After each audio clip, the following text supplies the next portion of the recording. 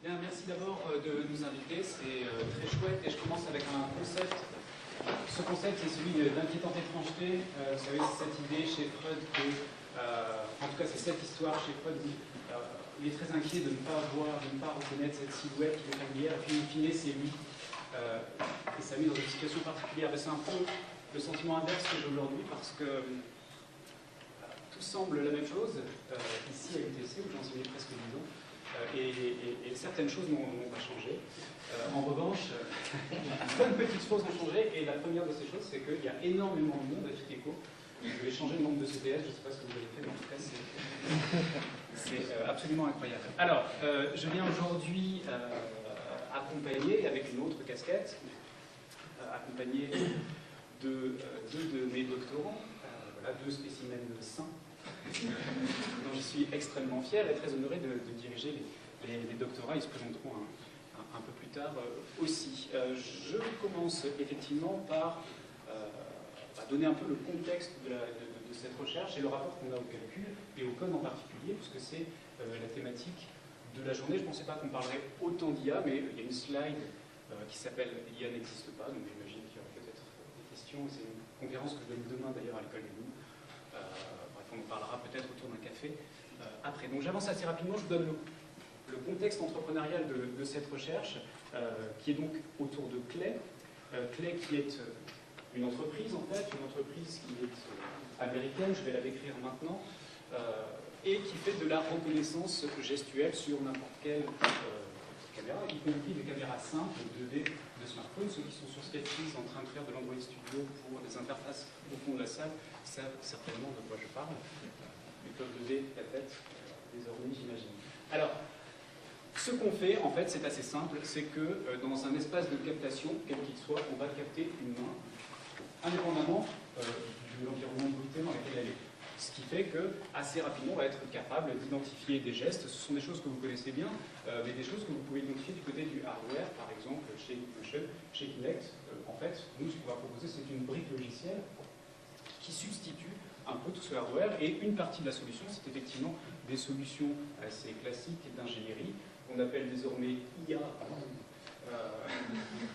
Et en particulier d'apprentissage profond, d'apprentissage renforcé. Bon, il se trouve que c'est pas si compliqué que ça, et d'ailleurs quand on fera une référence à l'IA ici, on parlera d'IA opérationnelle, et pas de robotique souple, de contrôle de demande, etc. On ne va pas s'enfoncer dans le buzz. Pour nous, lorsqu'on dira IA, parce que c'est ce qu'on fait toute la journée en fait, c'est simplement du calcul de probabilité sur des catégories de sortie. Donc, voilà. À 89% on a une main, à 90% on a un arbre, à 52% on a un étudiant UTC1 intéressé. Alors, le contexte entrepreneurial, je continue un petit peu. Donc, Clay est basé aux États-Unis, à Los Angeles, à Venice Beach, à Shanghai, effectivement, ça c'est beaucoup plus récent. Et puis en France, on est à Paris, un bureau BizDev, et à Bordeaux, où l'essentiel de la technologie en fait se fait. Et c'est par ailleurs au laboratoire de l'IMS que Ophir Paz et Kim Savaroche font leur doctorat. Alors il y a d'autres doctorants que je dirais qui sont plutôt à l'école des mines d'ailleurs, dans un autre contexte qui lui n'est pas CIFRE. Alors je vous donne quelques segments pour exemplifier un peu ce que je vous raconte, ce qui peut paraître un peu critique. Une petite musique normalement, mais bon, c'est pas très intéressant. Et je vais passer vite parce que je vais assez rapidement distribuer la parole aux jeunes qui sont là pour présenter leurs travaux. Mais effectivement, c'est du contrôle, par exemple du contrôle distal, c'est-à-dire que sur une caméra simple, on a de la spatialisation de la main, donc une reconnaissance de la main in situ dans un espace de captation, ce qui fait qu'on a des coordonnées X, Y, Z, alors qu'on a une caméra front à moins de $2 qui n'envoie que des données en 2D, bien évidemment. Voilà, ceux qui sont plus ingé côté informatique connaissent bien la problématique.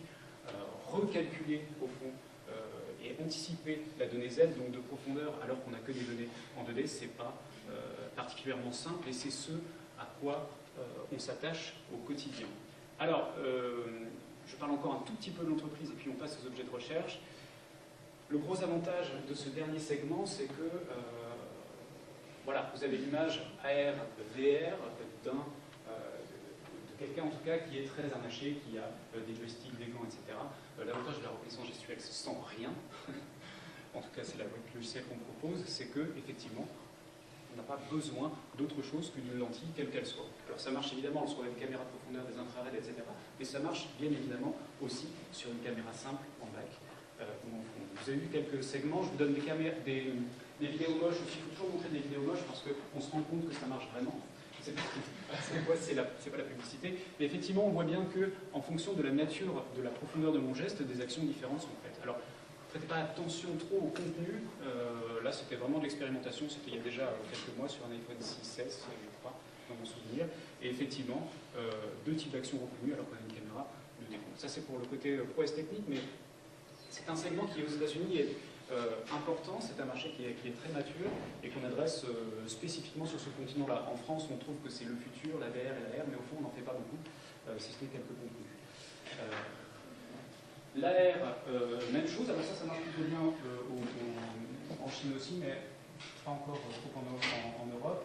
ARKit, ARCore, c'est-à-dire qu'on peut planter des objets 3D dans le décor, mais que peut-on en faire si on ne peut pas avoir d'interaction avec? On propose de faire de l'interaction avec des objets en 3D. Augmentation, cette fois, de l'environnement, c'est le plus classique de l'AR, mais cette fois, on peut interagir avec. Alors si on caricature un petit peu, trois grandes zones, les USA, pardon, c'est effectivement l'AR et la VR, ça cartonne assez. En France, c'est de manière historique, et en Europe, à vrai dire, trois constructeurs. Le premier était Renault-Nissan pour la gestion des commandes embarquées. Voilà, donc là, c'est dans une établissement, dans les ZOE, ça marche aussi. Donc initialement, c'était grave pour éteindre la voiture, ce n'est pas forcément le plus judicieux. Je pense qu'on fera ça à la caméra. Et il y a parfois aussi des desiderata assez rigolos. Un geste propriétaire pour déclencher une action quand on est en train de conduire, ce n'est pas forcément toujours adéquat. Quoi qu'il en soit, pour des actions simples qui permettent de sécuriser l'environnement, c'est-à-dire qu'on n'est pas obligé de chercher 3 heures dans son ordinateur de bord pour contrôler des actions, c'est quelque chose que l'on propose. Et puis le dernier, donc là c'est beaucoup plus récent, c'est la Chine, où on s'est installé il y a peu. Sont des choses un peu plus gadgets pour le coup, mais qui font appel au même type de reconnaissance. Donc là, on va pouvoir ajouter, puisqu'on a une main dans l'espace, on va pouvoir ajouter des effets, comme le ferait un Snapchat par exemple, mais en Chine c'est Meitu. Alors, Meitu c'est 300 millions d'utilisateurs, voilà. Et puis on va rajouter des avatars sur une main, par exemple, enflammer sa main. Tout le monde en est friand, c'est même. Alors c'est moins sérieux effectivement que l'autonomie, et peut-être un peu moins que la RVR. Quoi qu'il en soit, c'est un marché monstrueux. Alors, on en arrive à des choses plus intéressantes. Pour les phytéciens, je ne sais pas comment on dit d'ailleurs, après toutes ces années, je ne sais toujours pas comment on dit, sur la nature du travail que l'on fait. On sait reconnaître une main dans un environnement bruité. Alors, ça renvoie à des problématiques assez classiques de vision assistée par ordinateur et d'IA, au sens d'une part de la segmentation et d'autre part du calcul par probabilité. On en parlait d'IA beaucoup tout à l'heure, mais les chaînes de Markov au deep learning ou à l'apprentissage renforcé, ce que l'on fait toujours, c'est du calcul de probabilité sur des catégories de sortie qui sont, dans l'essentiel des cas, prédéterminées. Voilà. On va répartir et classifier. Alors, j'étais étonné, d'ailleurs, tout à l'heure on n'en a pas parlé, mais enfin d'entendre que certaines tâches étaient considérées comme simples. Alors, on pourrait a priori se dire que reconnaître une main c'est simple, ça ne l'est pas du tout. Et on sue chaque jour sur la question, c'est assez monstrueux. Alors ici c'est une capture d'écran sur un Android, un vieil Android, et ce qu'il faut noter c'est qu'on est effectivement à 30 fps et 23% de CPU en lycée sur tous les cœurs, ce qui est très très peu, et la problématique de l'optimisation est quelque chose qui va devenir assez central pour nous. Mais ce que l'on fait dans le fond, et là je vis ceux qui sont aussi en tech, c'est qu'au fond, malgré les problématiques très technologiques en sciences de l'ingénieur et en informatique que l'on adresse, donc computer vision, etc. Ce que l'on fait au fond, c'est interpréter, computer vision, catégoriser, IA, ça ne fait pas autre chose. Le buzz médiatique actuel est assez infondé. J'ai une autre presse de prête, si vous voulez, sur la question. Et puis modéliser, c'est la question du rapport au code et de son rôle constitutif dans l'effectuation de la solution finale. Et puis c'est Ophir qui en parlera plus particulièrement, comme Kim parlera de computer vision. Donc je vous le disais, on fait de la computer vision et de l'IA, qui sont les domaines des sciences de l'ingénierie informatique, qui sont des attendus techniques. Mais au fond, ce qu'on fait au quotidien, et ça se transforme un peu en discussion, on se constitue comme un laboratoire privé, en fait, à peu de choses près, on aborde des problématiques assez fondamentales qui ne sont absolument pas nouvelles, voilà, que ce soit sur le plan technique ou que ce soit sur le plan fondamental. Donc les IA, je vous le disais, sont des classifieurs variablement complexes, rien de fou à ça, y compris les CNN qui sont très très à la mode, réseau de neurones par convolution ou l'apprentissage renforcé, ça c'est la dernière mode chez Facebook, on était sur une table ronde il y a 2 semaines, c'était juste l'enfer de leur faire comprendre qu'au fond ça n'était pas la solution, mais peu importe. L'interprétation des formes ou des patterns, qui nous reviendra dessus, et puis sur la nature codique et sémiotique, au fond, du rapport au code. Et ça, c'est Ophir qui va vous en parler, c'est très intéressant. C'est qu'on a généralement un rapport un peu objectivé, c'est-à-dire qu'on va considérer que le code est on a un rapport instructionnel au code. Voilà. On va se saisir de lui comme un outil passif, et ce que l'on va argumenter aujourd'hui en particulier, c'est que celui-ci est un système sémiotique plein. Et la métaphore que j'aime bien prendre, c'est que c'est effectivement un lac artificiel, mais au fond, où la nature reprend ses droits. Alors une petite touche d'IA quand même, on fait tout un fond effectivement des réseaux de neurones et les calculs par probabilité. Alors ici vous avez un exemple d'une interprétation d'un perceptron multicouche. Alors les perceptrons c'est 1958, mais enfin là c'est le code associé à un perceptron et c'est 20 lignes de code. Autrement dit, c'est 2 heures de temps. Donc l'IA en termes de complexité, c'est pas non plus complètement dingue. Alors à droite vous avez c'est un multilayer quand même, oui. Un réseau de neurones multilayer. Bon, tout ça pour vous dire que ce qui est long, c'est choisir les input layers et déterminer, le cas échéant, les catégories de sortie, mais au fond, l'implémentation en elle-même est extrêmement rapide. Parfois même, ce sont des logiciels que l'on trouve préfaits, ce qui pose le problème aussi du biais d'interprétation, puisque lorsqu'on prend des TensorFlow, des Core ML, etc., eh bien, la nature du résultat est strictement dépendante et biaisée, puisqu'on prend des algos qui sont déjà faits. Voilà. Soyez les architectes de vos propres IA, qui ne sont pas autre chose que des automations en échelle. Donc voilà, ça, faites un copier-coller et vous pourrez lever des fonds. C'est assez facile. Oui, c'est une interprétation d'Ophir, en l'occurrence, du perceptron. Voilà, petite touche, ça c'est un ouvrage collectif que je dirige qui va sortir aux presses des mines. Voilà, l'IA n'existe pas, préfacé par Cédric Villani. Donc je le disais, catégoriser, ça c'est pour l'IA, mais ce n'est pas une problématique nouvelle, trancher c'est interpréter, et le code comme activité, comme coding, comme activité de code, dont il va falloir se ressaisir, et pas du tout comme code, comme instruction stricte. Voilà, je reviens un petit peu sur catégoriser. Effectivement, c'est une vieille problématique, et pour le coup, en sciences du langage, ou bien en philosophie scolastique, un modèle scolastique aristotélicien de la catégorisation, c'est un vieux modèle, on trouvera toujours des gens pour dire que c'est absolument obsolète et irrelevant pour les IA. Force est de constater que dans les ontologies et dans l'IA actuelle, peu de problématisation est faite autour de la nature de ce qu'est une classe. Et au fond, c'est ce qu'on essaie d'apporter dans ce travail qui, pour le coup, est très appliqué, mais qui part d'une recherche fondamentale, qui va chercher donc tant des théories de la Gestalt, par exemple, on va le dire tout à l'heure, des critères d'interprétation qui sont très pertinents pour nous, c'est Kim qui vous en parlera, que du côté eh bien, de Simondon ou de Rastier peut-être, ou des grammaires constructionnelles pour le code, ce qui n'est pas commun. Je crois que j'ai encore une slide, mais tout ça pour vous dire... Et tu auras 10 secondes. J'ai 10 secondes, merci. Tout ça pour vous dire qu'effectivement, on a une finalité produit qui est donnée, ça change un peu des polémiques classiques sur l'intra, le transdisciplinaire, au fond on prend ce qui vient, et on contribue là où c'est pertinent, au travers du prisme de notre produit qui doit être maintenable et donné. C'est quand même le nerf de la guerre quand on a une entreprise. Donc on fait preuve, on va dire, d'opportunisme disciplinaire, mais on contribue aussi. On est très actif de ce point de vue-là.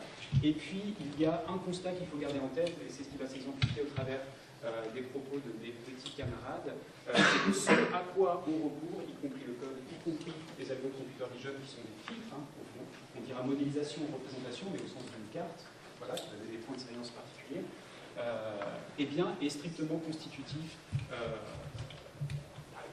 du moment d'interprétation, et au fond, on va avoir un biais sur le résultat, un impact sur ce résultat. Donc, vous verrez que pour ce faire, et autour de ces questions de modélisation, représentation et de biais, au fond, on retrouve le code qui a, pour le coup, qui devient une figure centrale et qui justifie notre titre, adaptabilité et désobjectivation. Et je passe la main à Kim tout de suite pour une exemplification à partir des couleurs. Comme le disait Jean-Baptiste, pour nous, l'outil que l'on emploie est un prisme de perception. Et par exemple, un modèle est une représentation de la réalité. Donc par exemple, une maison, si on veut la représenter, on va dépendre des outils qui sont disponibles. Dans notre cas, sur la diapo, nous avons des crayons de couleur qui sont nos outils, justement. Et pour donc représenter cette maison, on peut passer par un carré rouge pour la base de la maison et un toit plutôt jaune pour un triangle jaune pour le toit. Par contre, si on a d'autres outils, la représentation doit être adaptée. Si donc on n'a plus nos crayons de couleur, on a plutôt un crayon noir, on va plus se concentrer sur les motifs de la maison et donc faire un toit avec plutôt des ronds et une maison et des murs plus neutres. C'est donc sous cette optique qu'on dit que les outils font partie d'un contexte. Donc le contexte, c'est donc notre cadre de perception. Et donc une représentation ne peut pas être transposée d'un contexte à un autre sans une adaptation. Donc par exemple, pour cette fameuse robe, si nous voulons décrire donc soit le bleu, soit le blanc selon les personnes, on peut utiliser un nuancier pour pointer exactement quelle couleur correspond. Par contre, dans notre modèle informatique, on va plus utiliser ce qu'on appelle le modèle RGB et donc décrire le bleu avec les valeurs suivantes et le noir aussi pour les traits de la robe. Donc dans un nouveau contexte, une représentation est saisie différemment. Donc soit on peut utiliser le nom de la couleur et dire qu'on la voit plus ou moins bleue ou rouge, mais c'est différent de quantifier. Alors qu'en informatique, vu qu'on a des données avec des nombres, il est facile de créer une distance et donc d'avoir une valeur tout à fait mesurable. Et donc ces adaptations, on peut les réaliser en utilisant d'autres travaux, d'autres domaines qui ont été créés dans d'autres contextes. Dans notre cas, on va par exemple utiliser des modèles bio-inspirés, donc qui essaient de représenter ce que la rétine humaine peut voir et donc corriger les couleurs. Donc par exemple sur cette image de départ, nous allons donc appliquer le modèle que nous avons choisi pour obtenir ce résultat et avoir une segmentation bien plus simple. Mais les exigences supplémentaires par rapport à notre contexte et que nous avons en plus donc forcément une modélisation informatique vu qu'on est plutôt sur smartphone, on doit en plus être très robuste, c'est-à-dire qu'on doit réussir à faire des calculs en temps réel dans un contexte dynamique. Donc, c'est-à-dire que si la luminosité change ou qu'une personne passe derrière vous, on doit tout de même reconnaître la main continuellement. Et donc tous ces calculs doivent être faits tout en ayant une approche très minimaliste. C'est-à-dire que si votre smartphone va laguer et que vous ne voyez plus que la main très lentement, il va se créer une rupture entre vous et l'outil et du coup on ne pourra pas être un outil prothétique. Et donc c'est sur cette optique que nous voulons absolument économiser les ressources et donc minimaliser cette prise de ressources par nos calculs pour pouvoir coupler notre analyse de main avec d'autres actions, comme par exemple allumer la voiture ou éteindre les lumières. Et donc, pour réaliser ceci, nous avons besoin d'utiliser de code, et pour ceci, je passe la main à vous. Donc, effectivement, comme le disait Kim, notre outil central, du coup, à nous, c'est le code pour nos modélisations informatiques, puisqu'on fait une application, une brique logicielle sur smartphone, et on doit y intégrer des représentations provenant d'autres contextes, comme des modèles pure inspirés ou des modèles de computer vision classiques comme la segmentation. J'ai essayé de faire un schéma ici d'une acception d'un lieu commun sur le code, qui est de dire que le développeur, du coup, c'est un espèce de traducteur, il est là au milieu, il prend les représentations d'un côté, puis en fait il les traduit en code, et ce code va être ensuite compilé pour former le produit final. Et donc, j'ai mis une définition qui serait que le code est une succession d'instructions modélisant le comportement attendu par l'ordinateur. Rien de très choquant là-dedans, c'est assez classique. Sauf que ce qu'on vit tous les jours en réalité, quand on va aller voir des modèles extérieurs, donc là j'ai pris par exemple une image de la Joconde et j'ai voulu illustrer la perception par l'outil dans ce cadre-là. Par exemple, cette partie floue de la Joconde, Et si vous la montrez à un photographe, il va dire que c'est une image mal focalisée. Parce que lui, c'est l'outil, pour lui, c'est la lentille, et pour lui, c'est une image mal focalisée. Pour un peintre, c'est probablement un truc mal dessiné, mal reproduit. Et pour nous, en fait, c'est un tas de pixels pour lequel on a fait une moyenne. Donc nous, on voit clairement l'image comme une grille de pixels. Et ici, on a fait la moyenne de pixels 1 à 1 pour faire un effet de flou. De même ici, je ne sais pas, c'est un effet rayon X, je ne sais pas comment vous l'interpréteriez. Nous, on voit tout de suite que c'est une inversion des valeurs des couleurs RGB. De même là, c'est naturellement sur tous les filtres que vous allez avoir sur Instagram, etc. Vous allez vous dire que c'est un effet de dessin, un effet BD. Pour nous, c'est un seuillage des valeurs RGB. Et ici, un éclaircissement. Pareil, on pourrait penser que c'est augmenter l'éclairage sur l'image. En fait, c'est juste rehausser ces valeurs RGB en ajoutant des valeurs. Donc ici, le code est constitutif de la perception qu'on va avoir d'une représentation. Et dans le cadre de la lecture d'un article, par exemple, de Computer Vision, eh bien, nous, dès qu'on va voir une image floue, on va se dire, OK, ils ont appliqué cet algorithme de moyenne des valeurs RGB. Ça veut dire quoi? Ça veut dire que, en fait, le code n'est plus juste... Enfin, le développeur n'est plus juste là pour écrire du code, mais en fait, le code est constitutif de la perception. Et donc, on peut parler du code comme outil, comme les crayons de couleur tout à l'heure, qui étaient un filtre sur la réalité, quelque part, sur une représentation. Eh bien, nous, le code va être également un filtre, un prisme, et on peut du coup argumenter que le code est un outil dont on se saisit et qui porte un prisme sur nos représentations. Alors j'ai rajouté cette petite slide pour juste rajouter une petite différence avec le crayon de couleur de tout à l'heure. C'est que le code, c'est quand même aussi le support de la modélisation. Le crayon de couleur, il était d'un côté, c'est l'outil, et puis quand on dessine, on ne modifie pas le crayon de couleur. Le code, lui, dès qu'on écrit du code, en fait, on modifie le code et du coup on modifie l'outil. C'est-à-dire qu'on est dans une espèce de relation en boucle perpétuelle entre la perception par le code, la modélisation par le code et du coup la modification du prisme et une nouvelle perception des représentations. Donc je vais marquer, voilà, modéliser revient donc à modifier le code, donc l'outil et par son intermédiaire la perception et les moyens d'action. Je repasse à Maxime. Oui. Du coup, en théorie, on pense que la perception donc, du développeur est accompagnée donc, de son prisme du code et que donc s'il va lire des œuvres d'une autre discipline, il va avoir des affordances, c'est-à-dire des propriétés saillantes, des invites à utiliser certaines propriétés de la façon dont il voit. Donc, par exemple, s'il va avoir une calcul de distance, il va sûrement imaginer soit une fonction avec calcul de distance euclidienne ou une autre distance qui lui semble plus appropriée. Et donc pour ceci, il va du coup modifier le code et donc par la suite modifier son prisme du code et la boucle continue.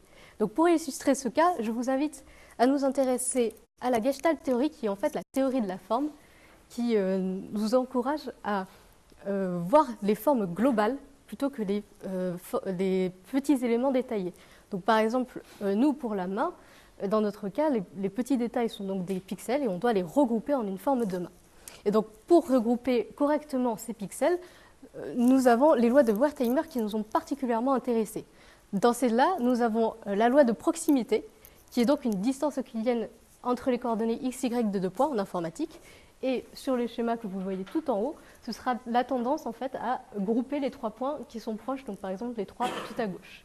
En termes de similarité, ce sera plus le groupement par couleur qui sont proches. Donc vous allez grouper les points rouges ensemble, les points noirs ensemble et les points bleus ensemble. De notre côté, ce sera donc une distance euclidienne entre les couleurs RGB de 2 pixels.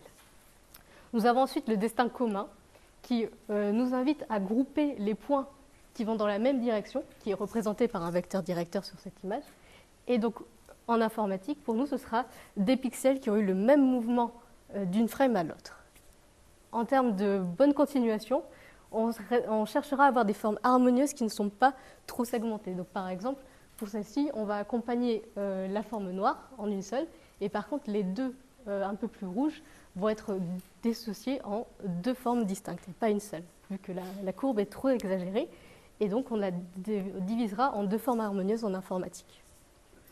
Question clôture. Alors, question clôture. Donc, c'était... si tu veux bien revenir sur ça, pas de souci. Donc, sur la question de clôture, nous avons soit tendance à voir les points noirs, les ronds noirs, ou le cube qui se dessine, par exemple, qui sont dessinés ainsi. Et donc, pour nous, ce sera une obligation de créer un algorithme de détection des contours avec une fermeture obligatoire. Donc, une main bien fermée. Et donc, par la suite, si je reviens sur le schéma qu'on vous a présenté, nous avons donc le développeur qui va, avec son prisme du code, lire la Gestalt théorie, donc les lois de Wertheimer que je vous ai présentées précédemment, et en plus, noter la notion de constance, une problématique qui est très souvent abordée dans les formes. Ces constances sont en fait les invariants d'une forme qui la spécifient. Donc pour nous, notre but, ça va être de trouver ces invariants de la main qui va nous permettre de créer une signature. Et donc pour la distance, on l'avait vu, distance x, y ou distance en RGB pour tout ce qui est proximité et similarité. Et par exemple, pour la bonne continuation, on pourra faire donc des comparaisons de frames à un instant t-1 et à un instant t. Donc toutes ces affordances vont nous inviter à faire évoluer des algorithmes, à affiner les distances et du coup à modifier notre prisme et continuer la boucle. Et donc ces évolutions du code peuvent passer par plusieurs étapes que Ophir va vous présenter. Donc, je vais essayer de vous donner un exemple avec du vrai code, parce qu'on en parle depuis tout à l'heure et puis on n'en voit pas. Donc ça c'est notre vie tous les jours, on écrit du code tout le temps. J'ai essayé de prendre un exemple de cette distance euclidienne et d'essayer de voir comment ça va évoluer concrètement dans le code. Alors ça c'est la représentation mathématique, c'est celle qu'on va lire dans un papier par exemple, avec la racine carrée de la somme des différences entre les différentes composantes du carré. Oui, c'est bon, c'est ce que j'ai dit. Et donc, comment nous on va se saisir de ça en informatique? Et bien en fait, on a, quand on parle par exemple de points de salience ou d'affordance, bien par exemple la racine carrée pour nous, c'est quelque chose dont on sait se saisir, puisqu'on a un outil qui s'appelle SQRT, on n'aime pas les voyelles en informatique, ça veut dire square root. Et donc on a une fonction qui existe, on a un outil qui nous permet de faire la racine carrée, donc on va l'utiliser, et on va tout de suite voir comment on va pouvoir remodifier ça en informatique. Pareil pour la puissance, donc en fait le carré pour nous c'est une puissance de 2, donc POW pour c'est power. Et si on fait PO de 2, ça veut dire qu'on fait une valeur au carré. Et donc en fait j'ai pu réécrire directement cette formule, dans un premier temps directement, sous forme de code informatique. Elle a été remodélisée. Sauf que cette modélisation-là, elle est très abstraite en mathématiques, mais elle n'a pas forcément de sens au sein du code, qui est un contexte où on fait des actions sur des mains. Et donc P, Q, D, etc., ça n'a pas de sens pour nous. Et donc on va renommer ces éléments pour qu'ils soient compréhensibles. Donc là, par exemple, j'ai décidé que j'allais calculer la longueur d'un doigt, par exemple pour comparer, trouver le doigt le plus long. Et donc j'ai renommé P type, qui est le bout du doigt, et Q, je l'ai renommé base, pour dire que c'était la base du doigt. Et D, ça ne veut pas dire grand-chose, j'ai appelé fingerless, pour dire c'est la longueur du doigt. Donc ça, c'est ce que j'ai appelé la recontextualisation. Et en réalité, cette action, c'est ce qu'on appelle le refactoring. Ça veut dire qu'on va modifier le code, on va modifier là des noms de variables, mais on ne va pas changer la façon dont c'est interprété par l'ordinateur. C'est compilé toujours en langage machine de la même façon, peu importe les mots qu'on utilise ici. Donc on fait ça pour que le développeur, pour que l'humain comprenne, et non pas pour que la machine comprenne.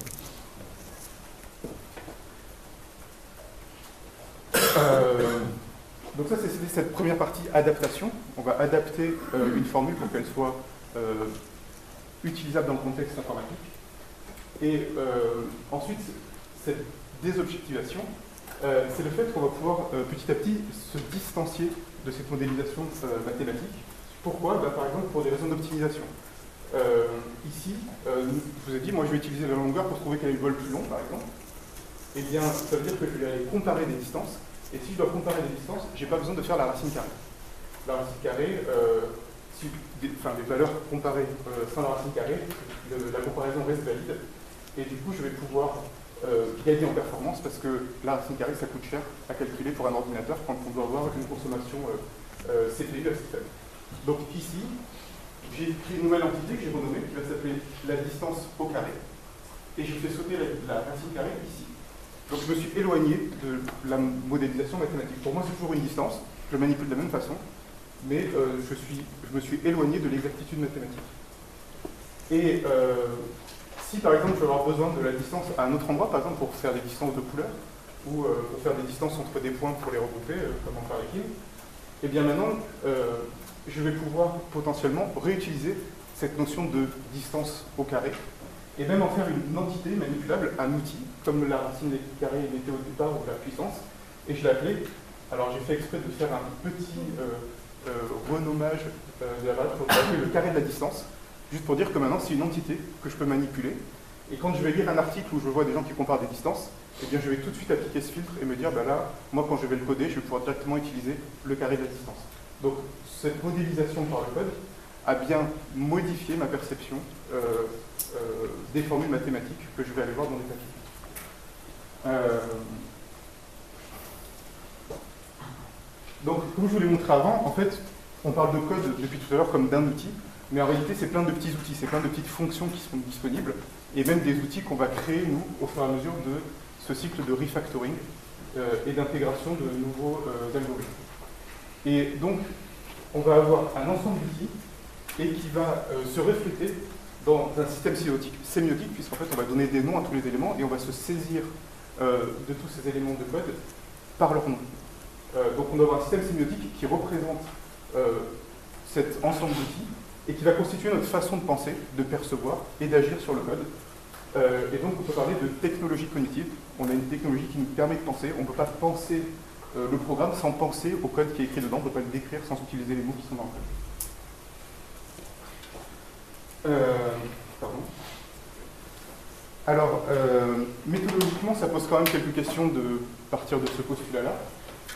Notamment parce que le développement, ça se fait en équipe. Donc là, je vous ai dit, on a un système sémiotique qui est compris par le développeur, etc. Mais en fait, il y a plusieurs développeurs. Du coup, en réalité, il y a plusieurs systèmes sémiotiques.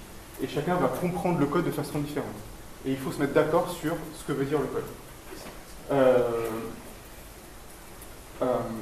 Donc, on va essayer de encourager méthodologiquement cette négociation de ce que veut dire le code. Et en gros, ça va être de la discussion entre les développeurs. On va avoir une activité sociale autour du code. Alors, on a quelques méthodes, notamment le code review, qui consiste à ce que lorsqu'un développeur a fini de coder quelque chose, eh bien, il va l'expliquer à ses camarades en se basant sur le code directement. Et puis, on va discuter, on va voir si on a tous compris ce que fait le code relativement de la même façon. Et éventuellement, on va refactoriser si on n'est pas d'accord. On a le pair programming, donc si vous avez un peu développé, vous connaissez, c'est le fait de se mettre à deux derrière une machine et en temps réel, du coup, de discuter, de négocier de ce qui est écrit. Et potentiellement, on a du coup un début de cristallisation de ce système sémiotique, puisque les développeurs ont déjà un peu négocié le code. Et puis, on a le mode grande échelle, qui est le mob programming, donc, qui commence à se développer un peu plus dans les entreprises, dans les startups, et c'est l'idée de mettre toute l'entreprise, parfois sur un problème. Et dans notre cas, ça peut être des gens qui ne sont pas forcément des développeurs, par exemple des gens du marketing, des commerciaux, enfin Jean-Baptiste, qui fait l'interface, mais des gens qui vont avoir le point de vue de ce qu'on va vendre et de vérifier que ce qu'on code correspond à ce qu'on va vendre. Et du coup, on va aussi négocier avec eux et intégrer la façon dont ils font sens du produit dans le code. Et donc, c'est cette notion de coding dont Jean-Baptiste a parlé tout à l'heure. C'est l'activité de négociation du sens afin d'écrire du code significatif dans le contexte où on l'applique, et auquel on va donner autant d'importance que le code. Donc le code n'est plus juste un résultat, mais on a le coding, l'activité autour du code qui doit elle aussi être de bonne qualité. La communication entre les développeurs est aussi importante que la qualité du code lui-même. Donc en résumé, pour nous, le prisme de perception nous aide à comprendre des représentations d'autres disciplines et à les modéliser. Ces modélisations sont donc pertinentes dans leur contexte et elles doivent l'être adaptées pour répondre aux exigences dans un autre contexte. Quant à la problématique principale de est-ce que le code est déshumanisant, nous sommes assez catégoriques dans le sens où on se dit que s'il n'y a pas d'humain, il n'y a pas de création d'outils, et donc il n'y aura pas les modèles que nous connaissons actuellement. Merci.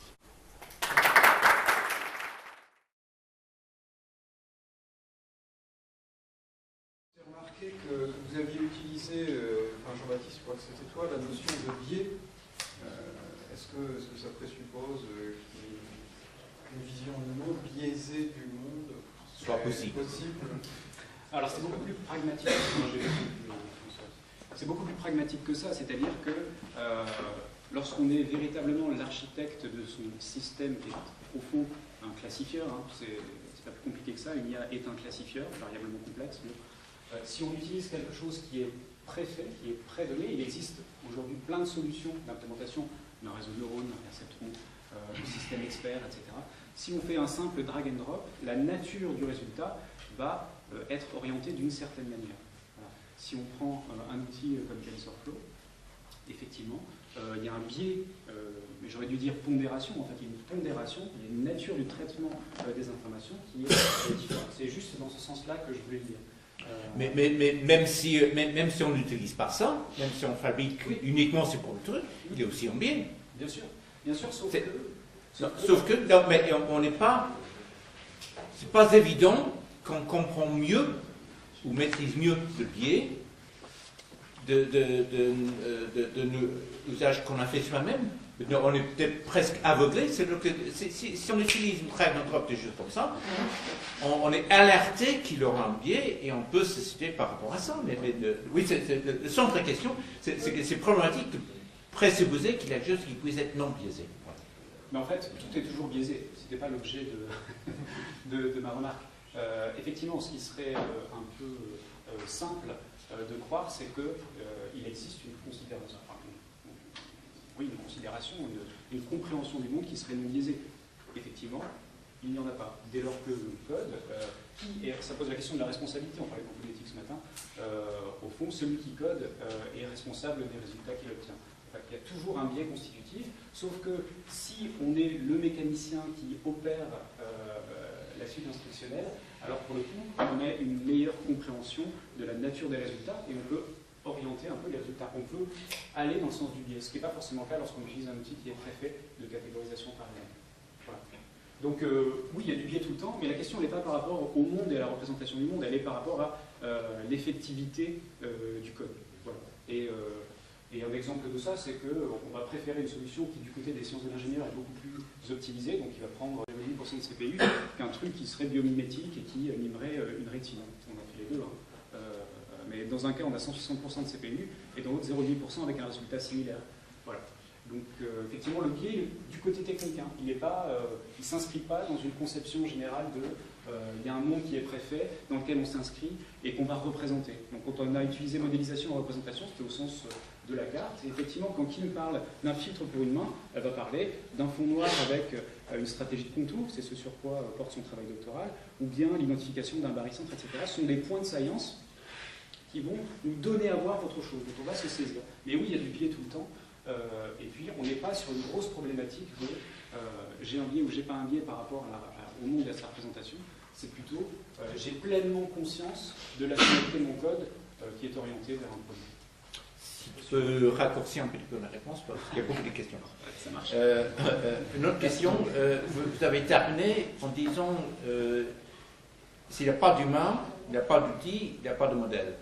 Mais une question, est-ce qu'il n'y a quand même pas dans certains cas une émancipation par rapport au développeur lui-même? Parce qu'un code peut être repris suffisamment largement, de sorte que l'individualité personnelle de celui qui a fait le code peut s'effacer. Bon, un exemple, le code de Facebook, c'est que c'est le responsabilité particulier des humains particuliers qui l'ont fait est effacé parce que c'est devenu tellement généralisé. C'est une question. Mais, je prends du coup, je pense que c'est mon peine. L'idée, c'est que de toute façon, si vous n'avez pas eu cette négociation directement avec le développeur qui a écrit le code, il y a vraiment très très peu de chances que vous le compreniez de la même façon que lui l'a écrit. Et en plus, souvent vous n'avez pas accès au code, donc vous n'avez accès qu'à une interface qu'il a écrit en pensant à comment vous allez l'utiliser, mais en fait, c'est toujours détourné, et le sens est toujours différent de celui qui a écrit le code. Il y a vraiment très peu de chances que ce soit le même. Et ça pose pas de problème, en fait. C'est un objet qui est là et dont on se ressaisit. Parce qu'à partir du moment où c'est socialisé et partagé par beaucoup de personnes, celui qui était l'auteur à l'origine, c'est que lui fantasmait, etc., on s'en fout. Parce que la seule chose qui compte maintenant, c'est ce qui est utilisé. Oui, mais c'est l'exemple à l'envers, sans parler de code, mais de la distance euclidienne. Le mathématicien qui l'a écrit, il avait une vision idéale de la distance mathématique. Puis nous, on l'a pris, on l'a sabré, on en a fait ce qu'on voulait. C'est désobjectivé et c'est ressaisi par la personne qui va l'utiliser et qui en fait sens dans son contexte. Et donc, quand tu dis que tu veux socialiser, en fait, même socialiser, il n'y a pas deux personnes dans cette société qui comprennent le code de la même façon, en fait, puisque chacun va s'en servir dans des contextes différents. Une autre question en lien avec ça. Oui, souvent vous avez parlé de faire le développement du code à plusieurs collectivités. Une question, quand ça se passe comme ça, y a-t-il parfois des tensions, des conflits entre les... Oh oui. Ah. Bien sûr. Ouais. Avec plein de décibels dans le bureau et tout. Ouais. Parce que oui, on va pas forcément comprendre. Alors on en discutait avec Kim récemment. Souvent, alors il y a deux types de tensions, on va dire. Il y a des tensions qui sont purement syntaxiques, les égales classiques entre développeurs, de dire qu'on doit mettre des tables ou des espaces, des accolades ou des en dessous ou devant, voilà. Ça, en fait, c'est des guerres dont on fait complètement abstraction, puisqu'en fait, ce qui est important, c'est qu'on se comprenne, et qu'on comprenne à peu près ce que l'autre a voulu écrire. Et donc, là où on va avoir des tensions et des débats, souvent, c'est justement sur la façon dont on va modéliser quelque chose. On fait un pari sur la maintenance qu'on va en faire, puisque nous, on casse tout ce qu'on fait tout le temps. Hein, le code, vous partez une semaine de chez nous, vous revenez, tout a été cassé, tout a été refactorisé. Et en réalité, les choix qu'on va faire de modélisation vont être des paris sur comment ça va être maintenant. Donc on va dire, par exemple, que Jean-Baptiste va arriver et dire, en fait, il faut que, je ne sais pas quel geste va devoir être rajouté, et du coup, nous, il faut qu'on ait pensé l'architecture pour pouvoir rajouter un geste rapidement. Voilà. Donc les choix ils vont plus s'orienter sur, les discussions vont plus être sur comment on modélise pour être maintenable, que sur voilà, des guerres classiques d'informaticiens sur la synthèse. Il y en a quand même, hein, franchement. C'est la vision très positive. Mais... Oui. Non, alors, non, il y en a quand même, mais elles sont moins importantes puisqu'on se met juste d'accord à un moment. Et on a... Sauf que, dans ma question, c'est quand même une entreprise. Non, mais tout ce qui est commercial, etc., c'est ce que là, on devine facilement que c'est un lieu de conflit, de tension. Ah non, mais alors, en fait, c'est très simple, c'est qu'on a structuré l'entreprise comme, d'un côté, un laboratoire de recherche, dans la continuité, et on est assez tranquille, hein, il faut bien dire. Et l'équipe commerciale, l'essentiel de l'équipe commerciale est à 11 000 km à Los Angeles, donc on n'est pas trop embêté. Effectivement, c'est moi qui fais l'interface, généralement, et c'est pas très facile de parler avec des gens qui ont des dents blanches et un teint orange toujours, surtout à 2h30 du matin. Mais effectivement, on n'est pas trop embêté avec ça, et quand au pire dit, ok, il faut rajouter un geste, etc., nous, c'est jamais tant quelque chose qu'on a décidé collégialement qu'une imposition du côté commercial. En fait, on est assez tranquille parce qu'on a déjà une solution qui est pérenne et qui est commercialisée. Donc on a un flux continu d'amélioration du côté de la robustesse et du côté de la nature des gestes qu'on reconnaît, mais au fond l'imposition commerciale n'est pas particulièrement présente. Elle l'a été plutôt quand on a une solution qui était encore un peu shaky, mais là, c'est pas tellement le cas. Par contre, je repense à des oppositions basiques. Moi, je me fais assez rapidement discriminer du pair programming parce que je fais du code de chercheur. Ce qui veut dire pas du tout optimisé, pas du tout bien écrit. Ils sont un peu dogmatiques. Proche de la pratique, il y a une question, c'est que vous avez parlé que le code, quand vous êtes en train de travailler avec, c'est une affordance. Mais est-ce que ça arrive dans votre pratique, c'est une question de savoir comment ça se passe, que sur le moment, l'affordance est saillant, parce que vous êtes dessus que c'est là, mais si vous le mettez de côté pendant quelques mois ou même quelques semaines, etc., vous revenez après, les affordances, vous pouvez les oublier, non? Est-ce que ça arrive? Oui, bien sûr. Alors, soit on utilise une sorte de to-do list, bien sûr, on note les pistes qu'on souhaite explorer. Et si par exemple quelqu'un efface derrière et qu'on n'a pas pensé à prendre une photo, ça nous est arrivé, effectivement on peut oublier certaines pistes. Mais la plupart du temps, on se passe les articles et donc on relit chacun les articles. Donc on peut avoir des attentes différentes selon notre connaissance, ou même on peut avoir un article qu'on pense avoir eu toutes les attendances qu'on pensait, et le relire dans 2 mois et en avoir des complètement nouvelles. Et ça, justement, ça ouvre. Ah oui, ok, donc il y a un oubli, mais aussi une possibilité de renouveler. Oui, c'est ça qui est important, c'est-à-dire que par exemple, si on retourne sur un bout de code qu'on a écrit il y a 6 mois et qu'on ne le comprend plus, tous ensemble, on se dit est-ce que tu comprends cette ligne de code? Non, non, non. Bon, on refactorise. On se met tous d'accord sur ce qu'elle était censée faire et puis on va la changer. Mais pour aller dans le sens du travail d'OFIR, ça c'est assez strictement une expérience qu'on peut faire dans d'autres contextes. Si on commente, on annote son code, les petites briques qui est posé là et dont on fait rien, on retombe dessus, on ne comprend pas forcément ce qu'on a dit, pourquoi on a dit ça. Et si vous reprenez un livre que vous avez lu au tout début de votre thèse, il y a 12 ans, par exemple, assez personnel, la capsule de Wittgenstein, et que dans la marge, il y a marqué un truc absolument critique, et dessous, mal écrit, vous vous dites, mais qui es-tu pour avoir annoté ça, comme ça, comme ça, etc. On ne comprend plus vraiment. Cela étant, c'est intéressant de regarder ces notes et de voir qu'on a compris d'une manière différente à 10 ans, avec 10 ans de décalage. C'est exactement pareil sur le code, sauf que ça va beaucoup plus vite puisque c'est quotidien et que c'est multiple. Le Git est installé sur tous les postes, donc ça va beaucoup plus vite. Une autre question qui s'est intéressée justement à votre travail, c'est que comment est-ce que vous gérez l'absence de retour sensoriel? Que, par exemple, c'est dans le geste comme ça, que quand on fait réellement le geste, il y a un retour sensoriel de processus comme ça. Mais dans ce qui est repris pour faire fonctionner le logiciel, il y a cette ressource, ça peut être une ressource dans la vie réelle, le retour sensoriel, mais vous êtes privé de ça. Est-ce que ça vous pose des questions? Est-ce que vous gérez l'absence de retour sensoriel? Oui, tout le temps, c'est l'objet de la thèse de Laurent Guédon, en fait, qui n'est pas là, mais la thèse de Laurent Guédon, particulièrement sur la question. C'est un souci. Après, ce qu'on peut répondre assez facilement, c'est qu'il y a un retour, en fait. Alors, vous êtes assez sensibilisé à la question de la suppléance, j'imagine. Mais il y a toujours un retour. Quand on est en VR, quand on est en AR, on a un retour visuel alors qui n'est pas tactile. Effectivement, peut être pas tactique. C'est quelque chose qu'on... Ce que tu dis, c'est que le retour n'est pas toujours de la même modalité sensorielle que quand on fait comme ça, mais même si c'est une réalité artificielle ou une réalité virtuelle, il y a toujours un retour suffisant qui permet de fonctionner. Je peux montrer un truc très simple. Hein. Alors, c'est un gadget un peu... Alors, c'est pour les Chinois. De toute façon, on ne comprend pas ce que je dis. Mais vous allez voir que mon geste n'est pas contraint, mais il n'est pas contraint physiquement, mais il l'est par l'ensemble des possibles que me donne l'objet technique. J'insère ma main et je sors pour débloquer mon téléphone. Voilà. Là, vous avez vu que mon geste, en fait, il était assez précis.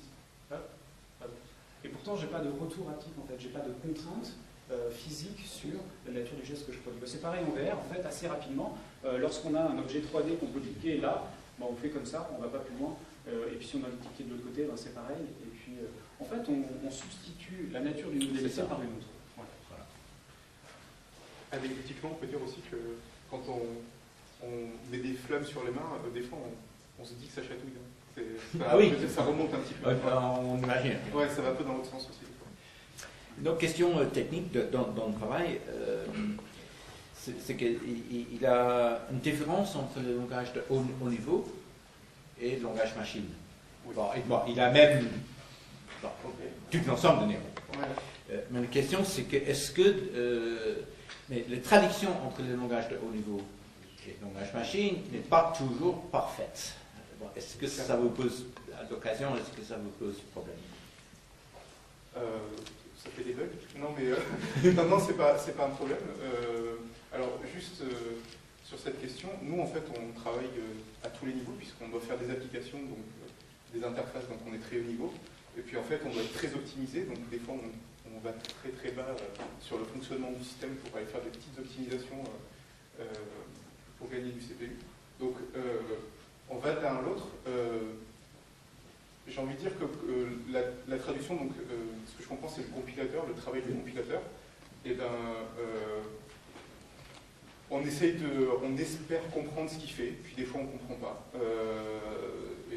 C'est pas... Enfin, je pense pas que ce soit un problème en fait. La question c'est comment on le gère. Comme vous gérez... Non, bon, si j'ai bien compris les questions, mais oui, vas-y, dites les questions. Voilà.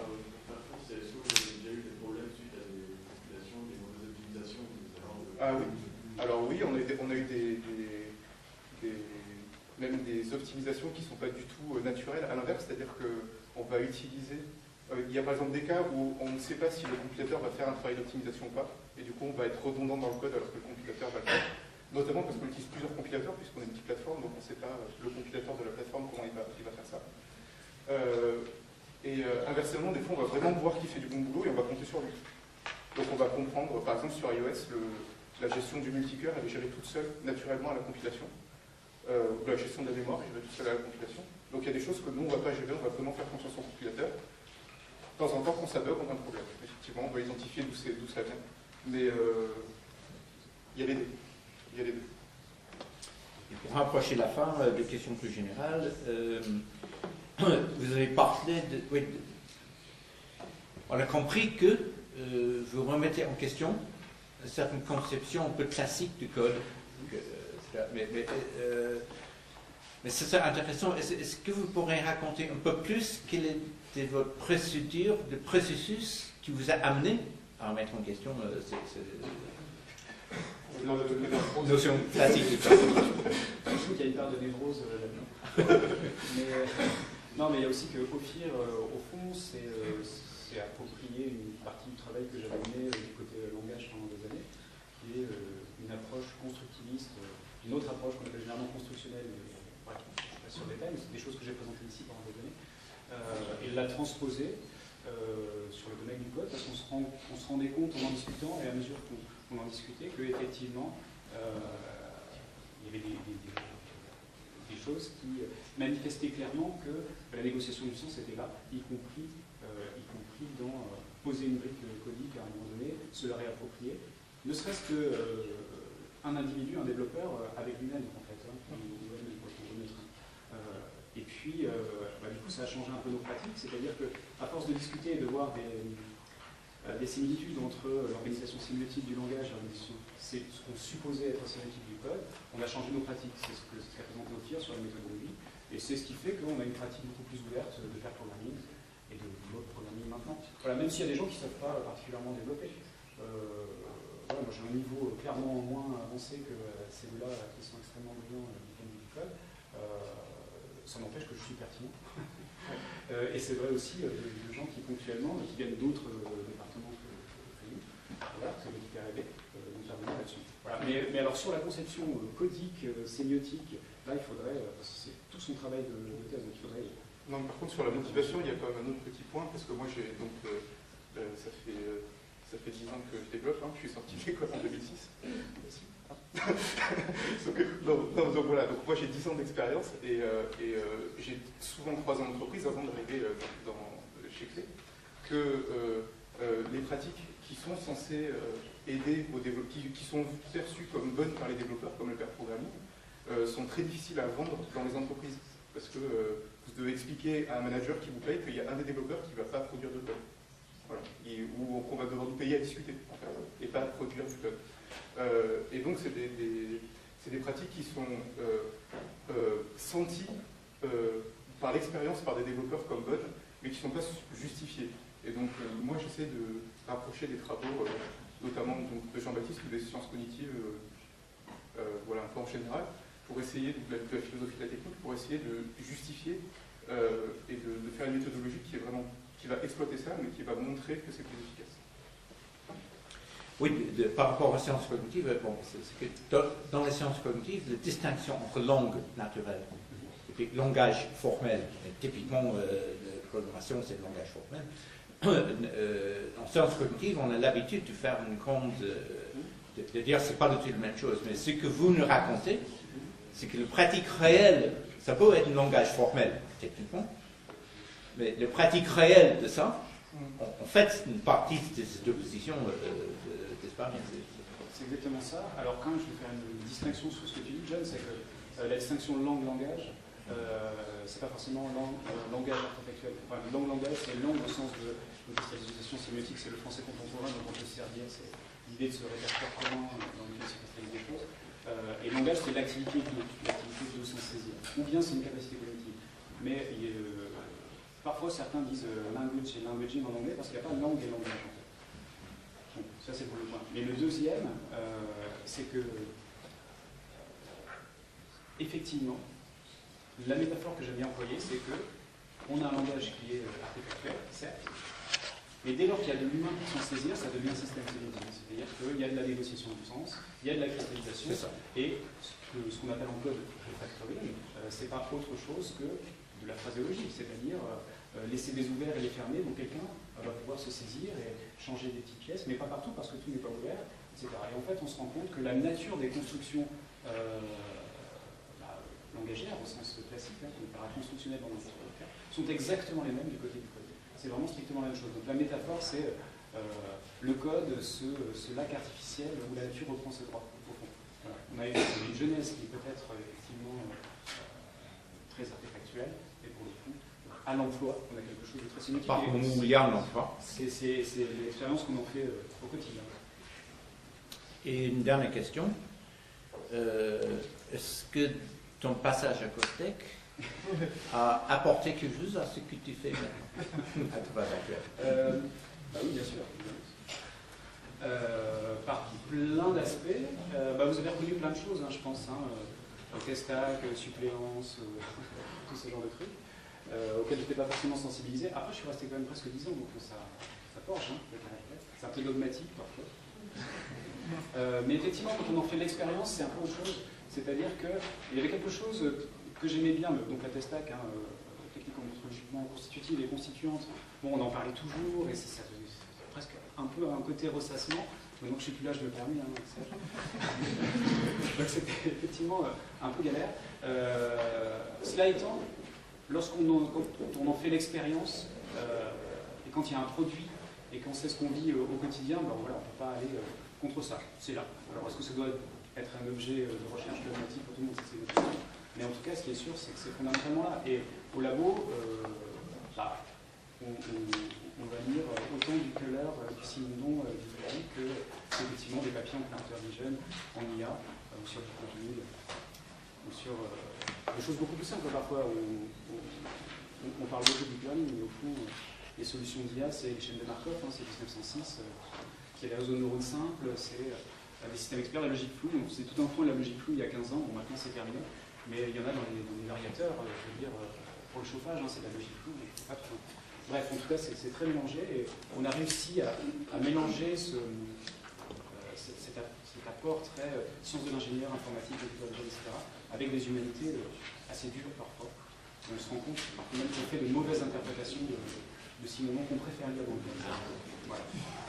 Et bref. Est-ce qu'il y a d'autres questions à qui appartient le code? Ah oui, c'est ça. Non. Oui, c'est une question presque juridique. Ah oui. À qui est-ce que ça appartient? C'est assez facile, ça m'appartient. Voilà. Non, alors c'est pas ça, c'est l'entreprise qui est propriétaire intégralement du code produit. Voilà. Par contre, l'ensemble des brevets, donc il y a une dizaine de brevets déposés et entretenus à ce jour, et ils sont nominatifs en fait. En fonction des inventions, elles sont nominativement inscrites.